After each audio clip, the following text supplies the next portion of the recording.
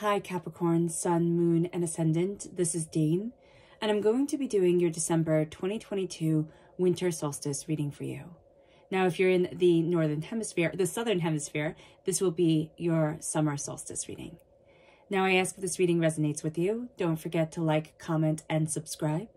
If you're interested in any of the cards that I'm using, they will all be listed in the description box below. Now, before we begin this reading, let us clear the energy space, raising our own energy vibration and releasing any negativity. This cleanse and meditation will be accompanied by a loud sound. So take a nice deep breath in, exhaling whenever it feels comfortable for you.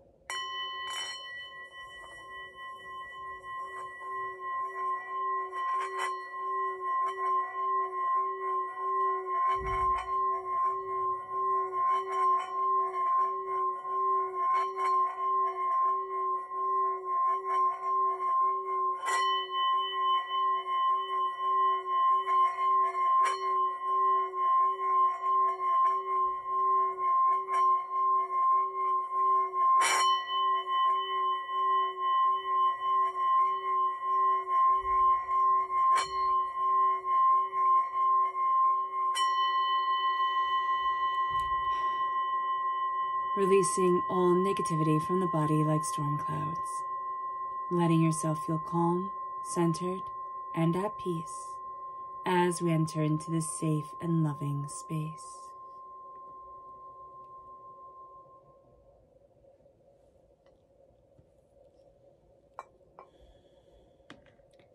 Let us ask God, Source Spirit, however you see the divine, the universe, to bless us, to move us forward in healing, loving peace, keeping all that is hateful and hurtful from us. So let's see the energy that Spirit wants us to be mindful of, Capricorn. Angels and Spirit guides, show me clearly. Guide this reading and show me clearly. The Ace of Swords. Okay, so you know the Cher song, words are like weapons, they wound sometimes? That's what I'm hearing from the Ace of Swords when it came forward. And I think that's kind of funny. So just beware of that. The aces are a gift. It's a gift of clarity of mind, clarity of speech, a real sense of I'm cutting through a lot of the things that have held me back to be able to move forward to where I need to be. We're going to look at people telling us truths or things that we know about ourselves that we're not really the keenest on. We're going to be looking at them and thinking, oh, well, they're helping me out, right? They're helping me move forward as best as I can. This person or these people, they're also just a bit mean. So just be aware of this. They might be going through something, but they also could be a little bit more mindful of their words, which actually is going to make us more mindful of our words and what we want and the way that we're moving forward. It's going to move something much more prominently into our sphere of vision. Our message from Spirit, angels and Spirit guides, show us clearly.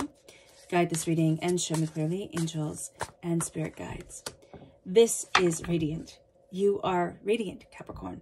There is a beauty, there is a prominence, there is a brilliance to you, and there is a sense of I need to embrace that beauty, that radiance of being, that sense of the excitement, the joy, the becoming that I have in my life.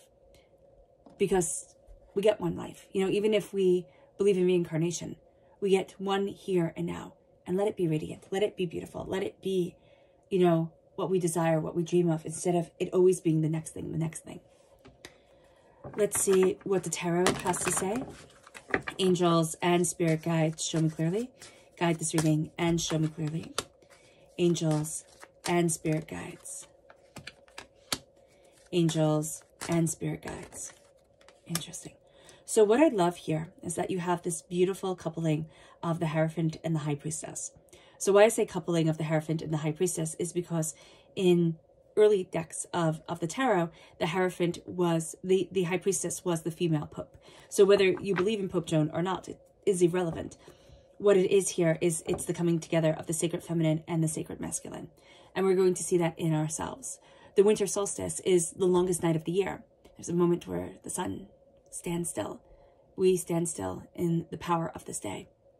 And we're moving from Sagittarius time frame to Capricorn time frame. And what's powerful about this is that we have Mercury and Venus already in Capricorn. They're already waiting for us as we fully embrace our own sign, our essence of ourselves.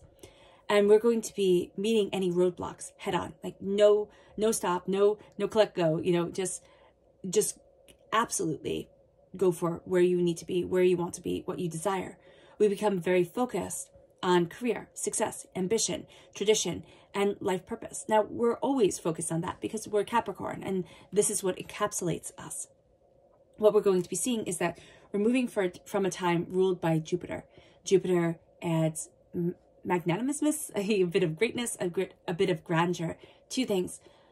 Capricorn adds is Saturn. Saturn adds stability, security.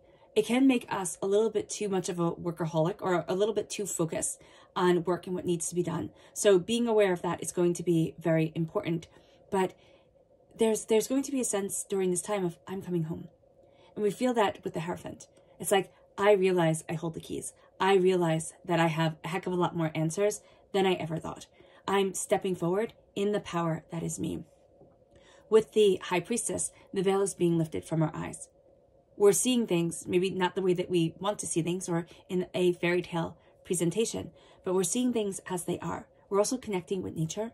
We're also going to be finding answers through nature, a bird song or a tree or something that connects us to nature, that has us looking at things. It's like, oh, that's the answer. You know, oh, that's what I was looking for. And it's going to be something that is surprising. It just takes us out of our own heads. And I don't know exactly what that's going to be, because for each and every one of us, it's going to be different.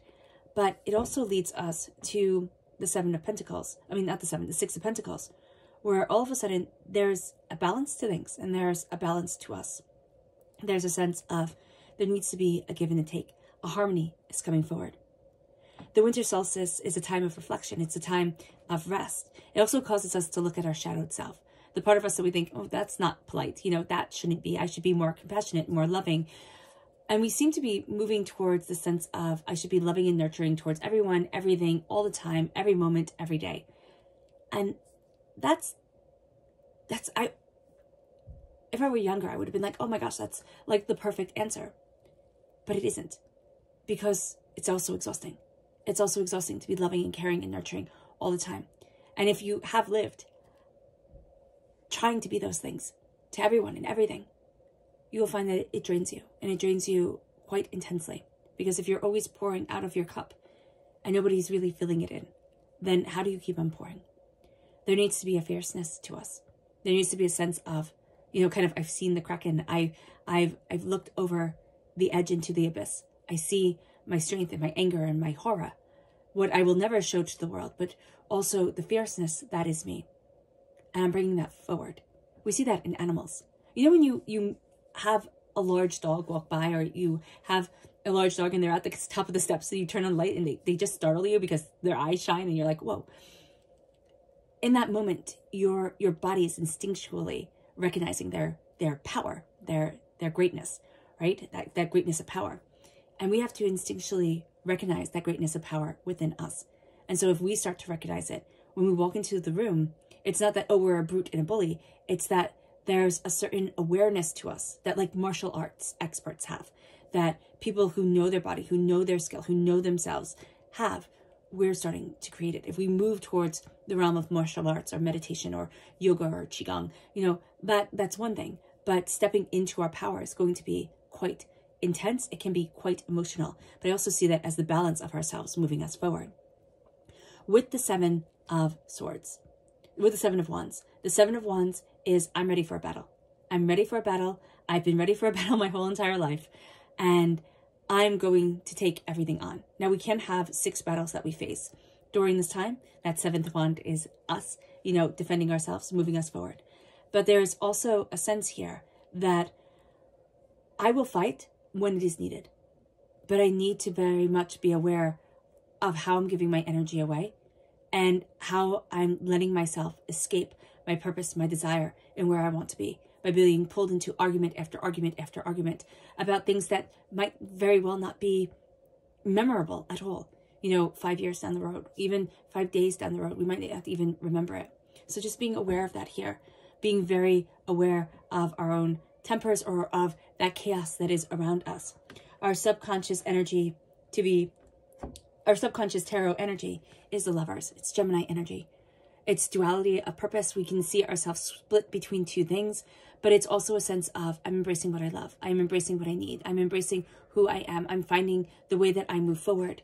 And there's just a sense of love here. Like, do I love it? Do I want it? Am I connecting with it? Our subconscious message from Spirit is to create.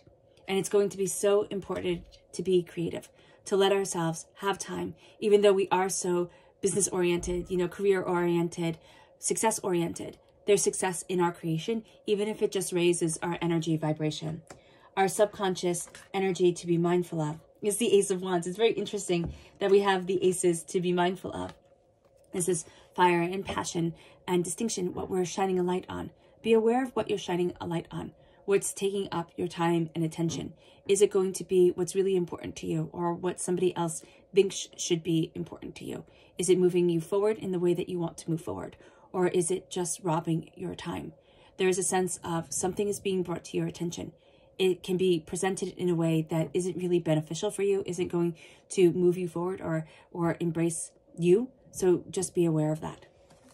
All right, Capricorn. I hope this reading has resonated with you. I wish you nothing but light, love, peace, and happiness. May harmony always be with you. I am sending loving, healing energy to each and every one of you. I love you all, and stay safe. Let's end this reading with a meditation, a clearing away of negative energy, a raising of our positive energy as we embrace the power, intensity, and beauty of this solstice and of ourselves. So take a nice deep breath in, exhaling whenever it feels comfortable for you.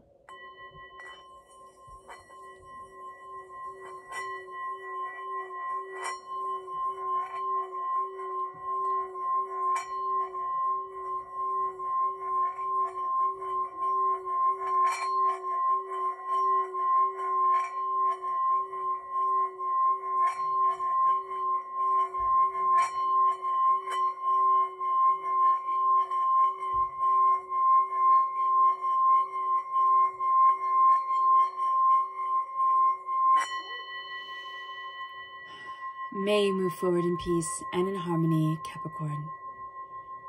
May blessings always be with you. May you have a wonderful winter solstice, and God bless.